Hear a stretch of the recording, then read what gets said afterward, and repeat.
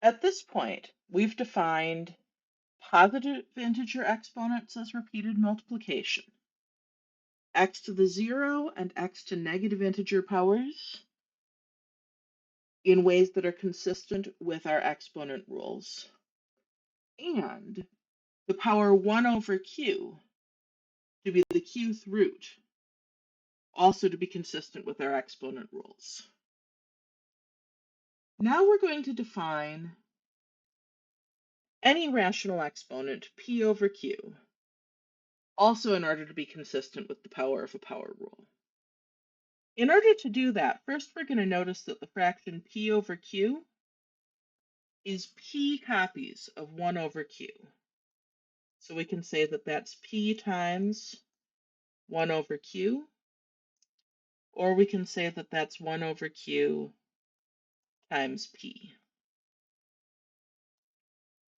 Using the first product, x to the p over q is x to the p times 1 over q. That's x to the p to the 1 over q. But we know what x to the p is because p is some integer. We know what taking the 1 over q power does. This is the qth root of x to the p power. Going in the other order, we can say x to the p over q is x to the 1 over q times p.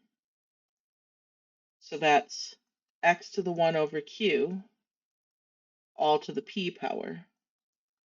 In other words, that's the qth root of x to the p power. And it's relatively easy to see that this is going to work out the same either way round.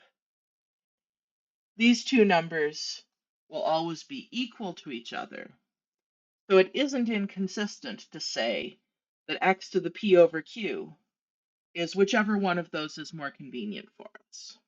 As long as we have a value of x for which the qth root of x is defined, x to the p over q is equal to either of those. And those are going to be equal as long as we have a value of x for which the qth root of x is defined.